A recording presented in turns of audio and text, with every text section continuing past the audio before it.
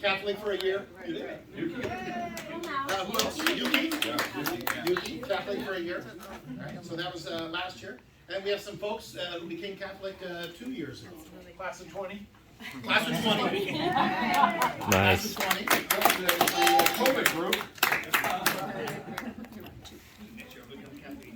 All right, so thank you so much for everyone coming and bringing this great food and drink. But now we got an opportunity to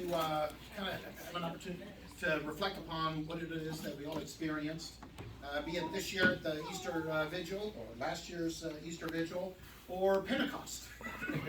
Because 2 years ago, Easter was suspended, if you recall. It was March, everything shut down, our church as well. No one really knew what was going on. But then still we got that group in, and we did it all with social distancing. I literally put pennies on the floor. Right? Because we had to have the 6 feet. So we had pennies all around the altar where everyone was supposed to stand. So we made it work just in case someone was there spying on us. But it's great. This is hopefully something that we can continue going forward. This is the first time that we've had this celebration, not only with those who entered the church right now at Easter Vigil. All right, so you folks who came in this year, you can anticipate the Wednesday after Easter party. Right? So you just keep going with piety, and you got party right after. All right, so do keep that in mind as we go forward. All right, so there's several things we want to cover here. First on the list, we're going to be extending, and it's on our calendar, the fourth and final phase of RCIA is called Mystagogy. And Mystagogy now we're going to extend, and we're going to now be meeting once a month, third Wednesdays. And that's going to take us into September. So number one, that'll be a way to kind of bridge our recent graduates. Okay? Right? Because the whole point is to try to kind of create a bridge, because you have to connect with something. We humans, we're still hunters and gatherers, in the sense that we haven't evolved quick enough to really understand the world that we inhabit in technology. Case in point, no one in this room, of course, will admit to this, okay? But there's plenty of folks in here who are addicted to their phone. See? Because technology plays unfair. All right, when you get ding, the message goes off, it literally releases the pleasure part of our brain, endorphins. Oh, somebody likes me. Somebody likes me. All right, so we haven't evolved as quick as the world around us has. So we need still community. That was one of the tragic elements of COVID, where we were, most of us, we were compelled to have to kind of sever a lot of our ties. God willing, we'll be able to move beyond this, and we can continue these in-person celebrations. All right, so for our crew for this year, every third Wednesday. Okay? 1 year alums, every third Wednesday, Mystagogy. 2 years alums, every third Wednesday, Mystagogy. We're going to have different guest speakers. We're going to have Father Mariusz, Father Alexander, some of our deacons, some of our crack RCIA team members. So it's going to be an attempt to kind of keep this spirit going. All right, so that's number one, and then you'll also see new people coming in. We already have folks who are inquiring about becoming Catholic, so we're going to have them come early, and they can do their little pinky test. Is the water warm enough? All right, so they come to one of these evenings. All right, I don't know if we can promise this every night. Oh, incidentally, 1 year and 2 years. I mean, this is not a mark against you, but this year's group, they set the bar in wine consumption. This group, we would just fly through it. I tell you, the spirit was flowing. So we're going to keep that spirit flowing. So we hope to see you next month. I know there's a couple folks in the room who won't be able to attend, because that's going to be the evening of confirmation for some folks. But we had a pick that it stays fixed, like first Thursday. You know, so hopefully that people begin to remember this. Because we also want to invite, after this, the community to join in this. And we need to involve folks across the street who come to Mass on a regular basis. They need to become more connected with our new Catholics. So that's the dynamic we're hoping to create as we go forward. All right, and we're pretty hopeful that we can do this. because we're inspired this evening. The oldest person in the room is my father-in-law, King George. He's 90. And the youngest person in the room is also named George. Aww. 5 days.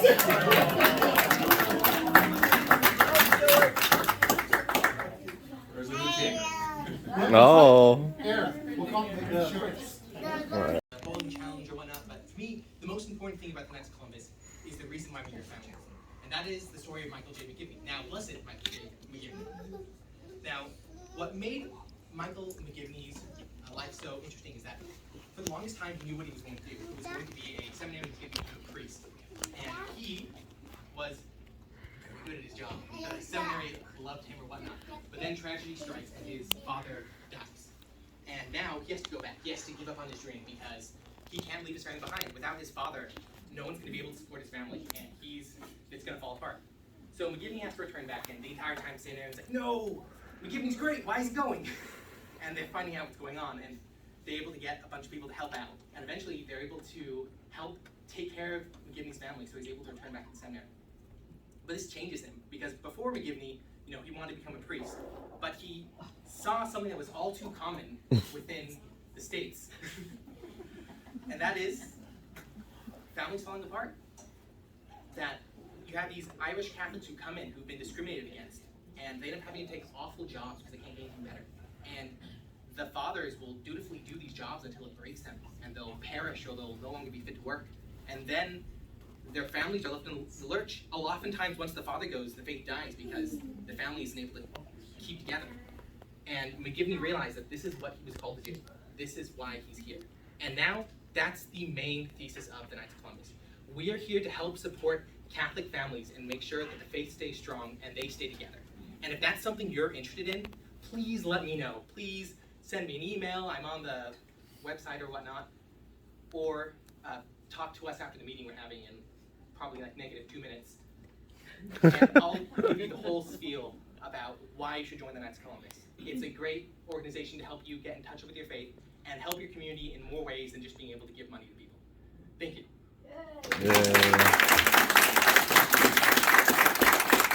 Any questions? Fun fact, annual dues are free this year. Yeah, because Michael McGivney was put up to being a blessed Michael McGivney now, and to celebrate that, they made dues free. And it's been like that for a while now, so I'm wondering if they're turning it off or not. I'm not sure. The first year you have amongst the Knights of Columbus, you will not have to worry about any dues. Afterwards, it's $35, but if you're in there long enough, then that goes away. And that usually goes to help support the council so we can do all of our events. Also, we do fundraising for other things, but usually the $35 is enough to handle the other things that are going on. And it's once a year, not once a month, thankfully. Any other questions? Can I help plug the Knights? Of course. We just had. Stand up, please. Oh, Big moment.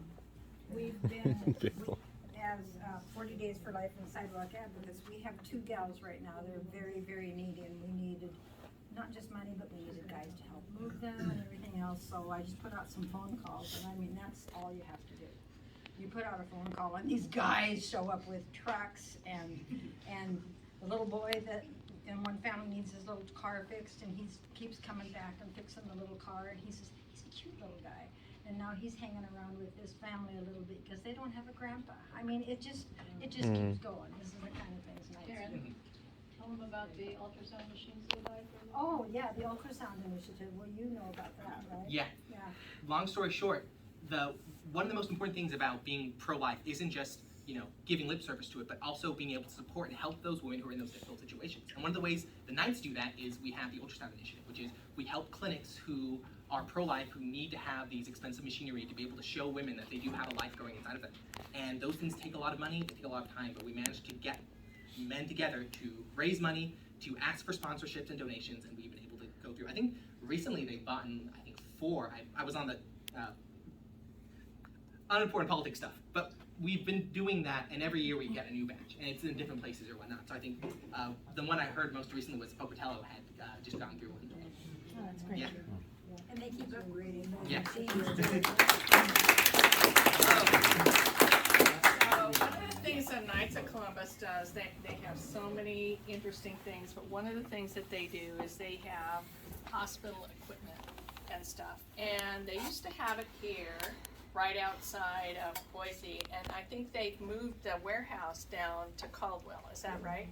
So you can get wheelchairs and hospital beds and scooters, and you can get all sorts of I'm not medical sure equipment exactly, but I know who to through talk to. the Knights of Columbus, and I think their warehouse now is in Caldwell. I promise I didn't plant anyone here. All spur of the moment. Any other questions? All right, if not, thank you so much for letting me talk and for the great food and the LaCroix.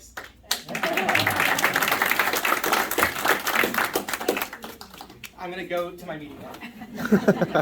And don't forget the hats. All right, can we have the folks who are celebrating now their second anniversary of becoming Catholic come up here? Come on. Second year anniversary. Come on. Yeah. Come on, really? Oh, that's a good crowd right there. Let's go to. Let's go to. All right, here they are. There were more.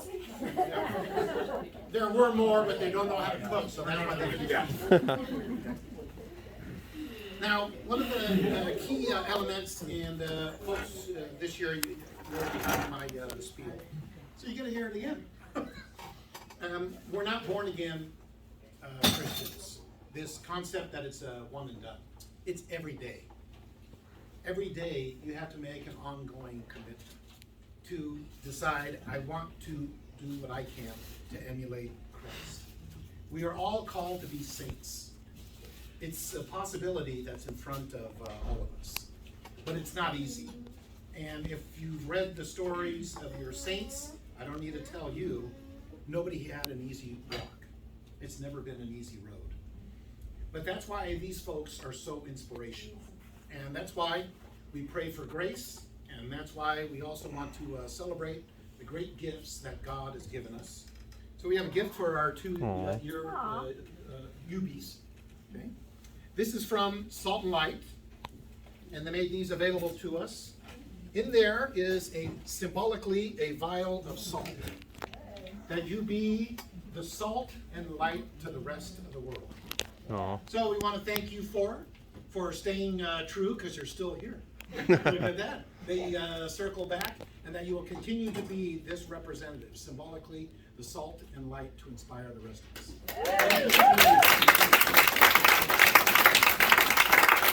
Representative, want to speak for the group? Me? All right, go ahead. Okay, fine. What a setup.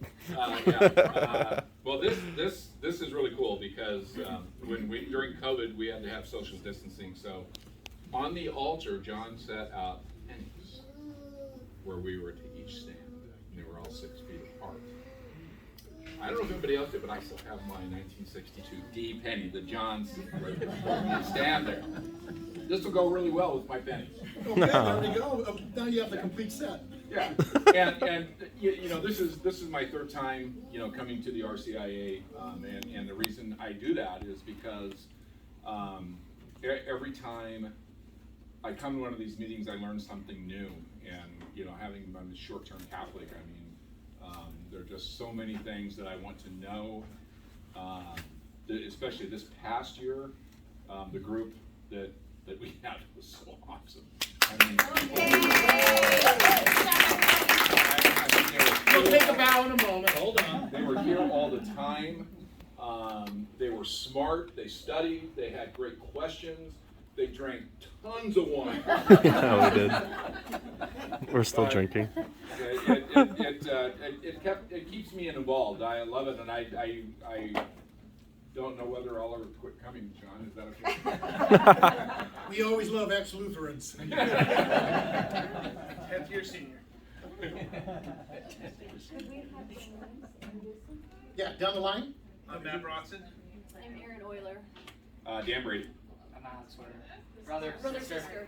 Oh. Oh, Catholics! 1-year anniversary, folks. Up there, your turn to be roasted. Oh, man hug. It's okay, we're confident in our masculinity. All right, 1 year. Oh man, that's sad. Last year, fortunately, we were able to return and have the Easter Vigil on Easter with folks entering the Catholic Church. FYI, I don't know if you knew about this. Our neighbors, for the first time in 2 years, finally got together. The Episcopalians up the road, the Methodists had their first in-person Easter after 2 years. Wow. So we're very grateful to Bishop Peter. As soon as we got an indication that, okay, yes, we want to live, but we believe there's more than this life. And what gripped our society, the world, we're going to die. Yeah. Was this a newsflash? I mean, didn't we know that this is a possibility? So we want to appreciate the efforts, therefore, of Bishop Peter, our leader here at the Cathedral, Father Mariusz. Now we have also Father Alexander, who incidentally will be celebrating his first-year anniversary here in Deacon Daniel, who's our parish administrator. We were able to start coming back together because we need that. Like I said, we haven't evolved that far. We still need one another. Remember back in the day when they said that movie theaters were just going to go away? Mm-hmm. Right? Because now you can just stream and movies at home. Or that the malls, all the stores would go away because now you can just order everything online. There's something about coming together, isn't there? There's something about being with others. So fortunately, last year we were able to return to that. And we have 3 alums. And once again, down the line, no pressure, but you got to live up to this. To be the salt and light. To represent. Now each person's going to introduce themselves and tell you a little about themselves. We get harder and harder because they're only 1 year. My name is Joe Ostermiller. I work with the fire department here in Boise, and this one kind of drug me into this, and it was the best thing that she's done in quite a while.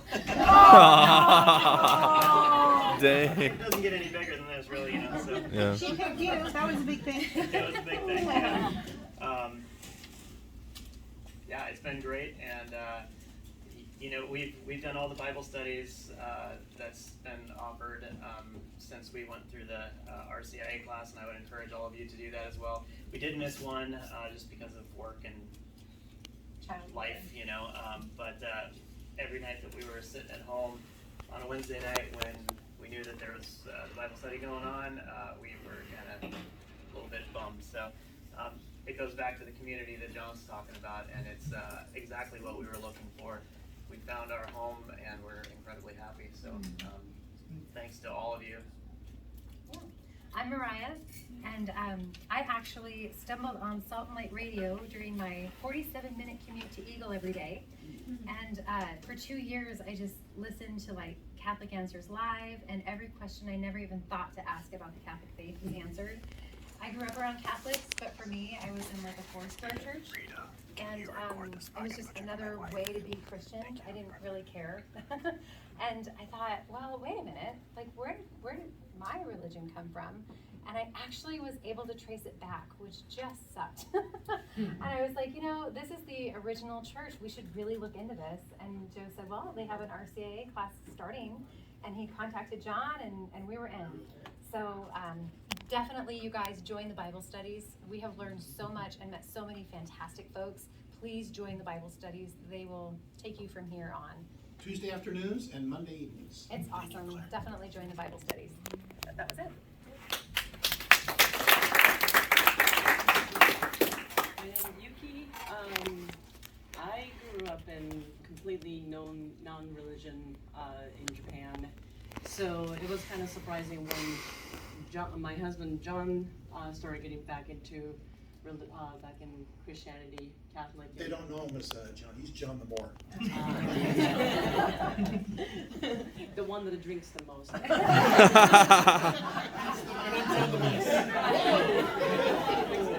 the one. That's probably easier to remember. The one with the bottle. He got back into religion, and then he wanted to start teaching our kids about Catholicism. That's when I'm like, well, if you're gonna start teaching, then they're gonna start asking questions. So let me learn about it a little bit. I wasn't against it, but I just wasn't educated enough. I just didn't know.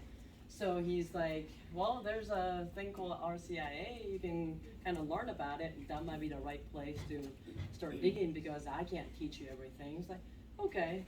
So I got a hold of John and started. I got registered, and then with the job that I did, which I worked for government, that kind of helped to see the other devil's work and the funny way that God showed me his work to see him, and that before I knew it, I just couldn't see any reality of the world any different way once I saw it.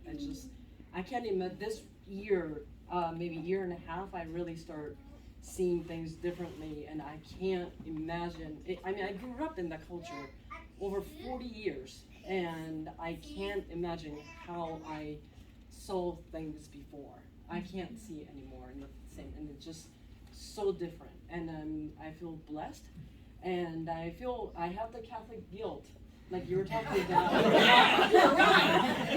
For not doing the Bible study, so I have to do that. That's in my bone already, so that's a blessing too. So that's great that you guys provide the Bible study group and continuing the faith together. It's great that even with this midst of pandemic, we have ways to connect. A lot of places don't, and I'm so grateful that we moved to Idaho from where we shall not. So grateful that we have this connection with people and have openly have a faith that God's given right that we can keep up, and just grateful to have you guys around, and I gotta come to the Bible study.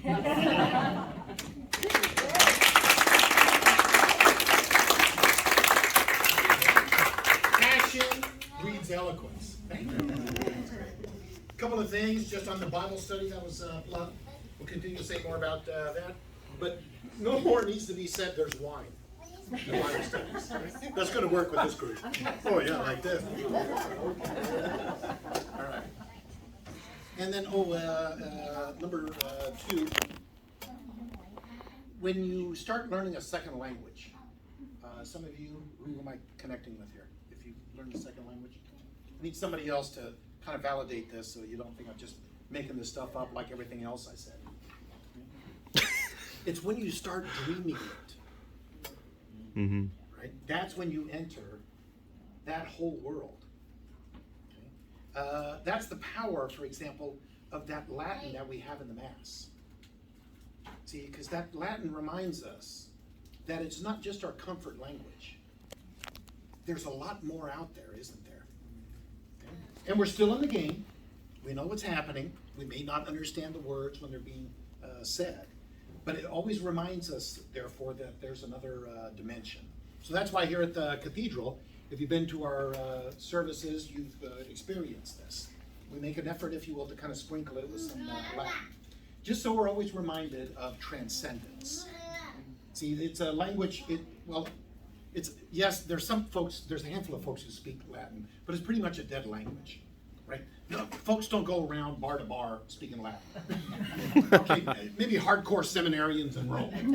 All right, but apart from them, we still maintain that.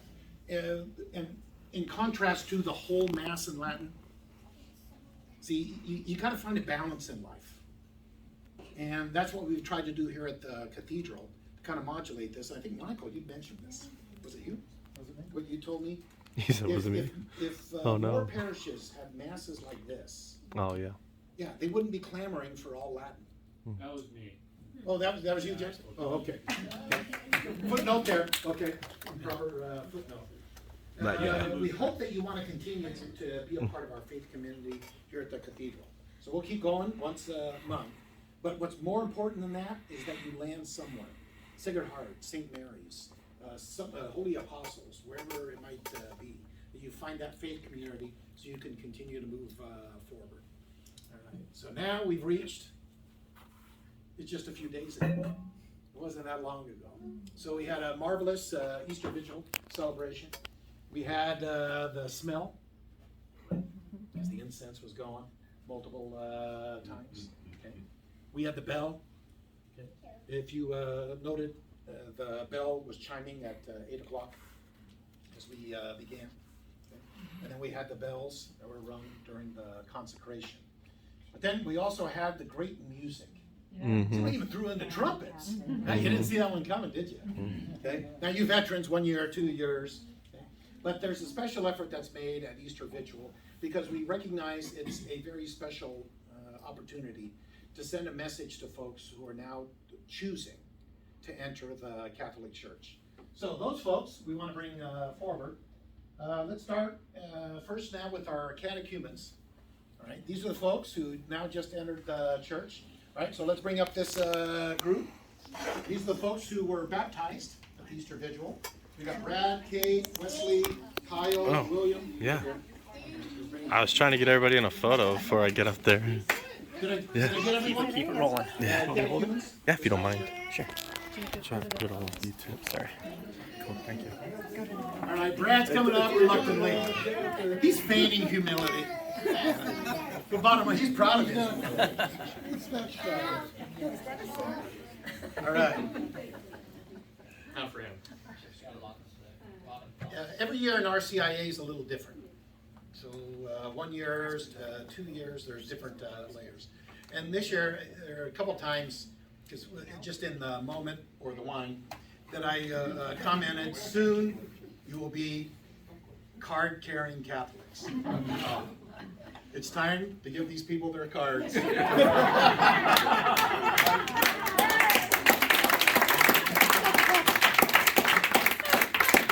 right, so it's got a couple things. Well, we got our new seal, our new logo here of the cathedral, because the symbol of the eagle is for St. John the Evangelist. We have St. John's Cathedral here, and then over here we have the seal of the Vatican. That's headquarters, right, for Catholics. So these cards will allow you to get into Vatican City for free. You have to pay to renew the cards, John? Is that? Yep. Well, the first year, like TJ was saying, well, we might extend it. Then after that. But it says here, this is to affirm that, and we inserted the names. And as I go through the names. So 1 year, 2 years. If you want a card, let me know. I'll make you one. All right. But here we are. Completed RCIA and formally entered the Roman Catholic Church at the Easter Vigil, April 16, 2022 AD. Anno Domini, in the year of our Lord. At the Cathedral of St. John the Evangelist in Boise, Idaho. At the bottom, our signature, Buen Camino. So here, we present the folks. We got the camera ready, all right, because we're going to have them pose for this. Okay. Kyle, Kate, Brad. Here you are with your, all right? You got it, Joe? Yep. All right. Photo op.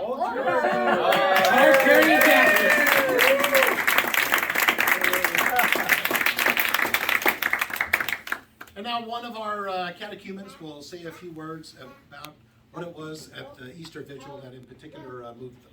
Who is it? I guess I will speak.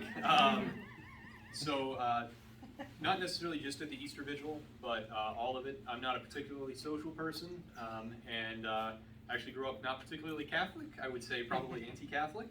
So this went against everything that was my formation. And coming into this, there was just, like John's been talking about all night, I guess everyone has been a sense of community. And I've never had so many people that I could ask questions to and get like legitimate answers, or just a kind of a heartfelt response, I guess. And I think that was kind of cemented at the Easter Vigil, so going up and seeing everyone go up together, everyone was smiling. There wasn't a single person there who didn't want to be there, obviously, I would hope. I don't know, maybe we should do fourth conversion. John did have a sword earlier. But no, it was really, it kind of opened my eyes to the sense of community and why that's important, and kind of the importance of the church, both in a physical sense, right, in the Catholic Church, but just also in a sense that we humans kind of desire, right, in the sense of community, and why that's important, why Christ implemented it the way he did. It didn't totally make sense to me, didn't totally click till April 16th of 2022. So, it was really good to see, so that was probably my thing, yeah. Now there's salt. Now we have refrigerators as one of the main ways we preserve our food. The significance of salt, it's the root word of salary. Recognize it now? It was used as a means of preserving food. Right? So 2,000 years ago, when you say be the salt and the light to the world, we get light. That still resonates. But 2,000 years ago, to say to be the salt, that's the essence. That's what's keeping alive the faith. So keep it alive with salt and light. All right.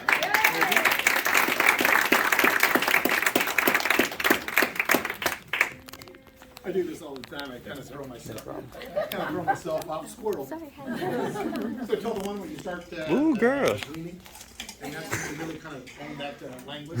Yuki, Thank you. you're not really Catholic until you experience Catholic guilt. All right? So you got to work on this. Okay? So when somebody says go to Bible study, I'm not going. Okay? Until you kind of have that cringing moment. Okay? You're not really Catholic, and when you have your first cringing moment, I've arrived! Okay? All right, so we got a few more presentations to do. Let's bring up now our candidates, folks who entered the church. So we got Michael, Leah, Jackson, Wendy, Greg, and Jeanette. Come on down. You're the next contestant, son. Wheel of Fortune. Okay, did I get all the candidates? These the correct ones? The correct ones. All right, so we got Michael, Joe, you ready with Joe here? Joe, can you hit us with the photo? Oh, it's right here now. Jeanette, card-carrying Catholic. We got Greg, we got Wendy, we got Jackson, and Leah. All right. Photo off. All right, 1, 2, 3. All right, we're good. Half of those people all have the same last name. That's true. That is true. Real quick, well, you know, I kind of joke a lot. There's no such thing as card-carrying Catholics, by the way. Yeah, it's not a legit thing. If you want to go forward, you want to be married, There in is the Catholic now. church or whatever, you have to still contact your office, get the formal certificate. But I figured as a gang, it was perfect. So now you can keep that in your wallet. Because you're not going to fold up your confirmation certificate and keep it in your wallet. But now, this is laminated. This is going to last forever. Exactly. They're going to find this in your wallet. Okay, they're we need fathers too. Oh. More on that later. Does TSA take it? What's that? We have a representative now who's going to speak for our candidates. We'd spoken about, all of us, 2 years ago, last year, this year, the closer we got to the Easter Vigil, there would be more challenges. Right? Because the devil doesn't like this stuff. He doesn't want you to be Catholic. Well, Jackson had a few. And Jackson's going to tell us. Oh, am I? Start with Holy Thursday. Yeah, so I'm not a superstitious guy. So when John had said that, you know, I went the whole RCIA journey, not really feeling any heat in any way. So I was like, you know, I think that might just be superstitious, but it wasn't. And I think that there is a real spiritual warfare happening. I've always believed in that, but I never thought that the war would come to me. So on Thursday, I was at a meeting in Caldwell, and then Leah, she called me and she's like, Jackson, my water broke, going into labor at some point, so you got to get home. I'm in a meeting. I'm like, get in my car, and I'm a little frazzled, and so my car has alignment issues, and I'm driving about 50 miles an hour on the interstate. And then I put my phone down and I look up and I see a car coming right at me, going 50 miles an hour. I just veer to the left and my car gets utterly smashed. Oh. And it was totaled beyond recognition, completely smashed in. The other people were fine, but it was extremely scary. And the sheriff came up to me in Canyon County and he's like, I've never seen someone survive an accident at this intersection at this speed. So, he's like, and then he said, just to complete the thought, he said, you should be dead. And I was like, whoa! I'm pretty bruised up and everything, but it was unlike anything, just really having to reckon with that. My father came and got me.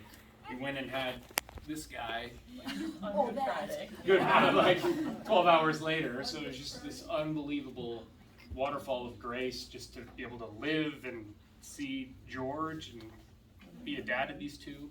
So it was just, and then so right after that on Friday, we're a bit bruised up. She's tired. We come home, and then our other church that we had been a part of, they sent us an email saying, we are giving you guys up to Satan. Whoa.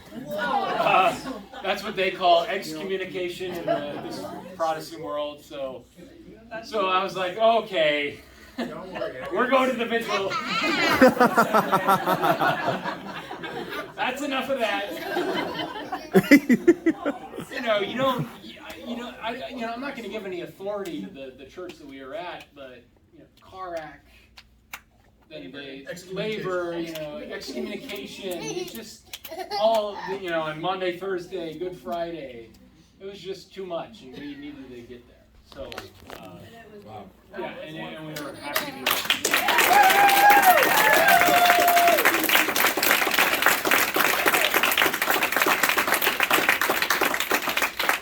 So hopefully the devil's done with his tricks, and we are in. Everybody else is happy to be here. Okay, here's your salary for tonight. Salt and Light is a great resource, and do encourage you, if you haven't already, give it a chance. Change your station, change your life. But thank you, candidates.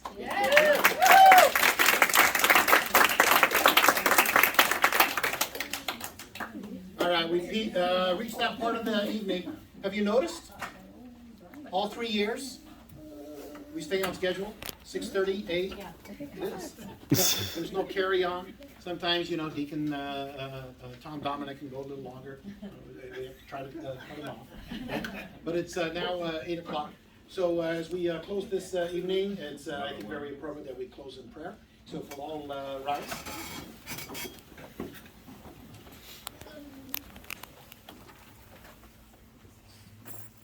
In the name of the Father, and of the Son, and of the Holy Spirit. Amen. Holy Spirit, come amongst us. Holy Spirit, come to us and fill us with your grace. Because it is through your grace that we will find the strength, the inspiration to be the salt and light to those in our world. Oftentimes we can say very little why we believe. But with this grace, we can be those examples to the people that we encounter. and then they will know the truth. So as we close this evening of celebration for those who have recently entered the church, we look to the Mother of Jesus for her continued guidance and pray together. Hail Mary, full of grace, the Lord is with thee. Blessed art thou among women, and blessed is the fruit of thy womb, Jesus. Holy Mary, Mother of God, pray for us sinners, now and at the hour of our death. Amen. Father, and the Son, and the Holy Spirit. Amen. I don't care.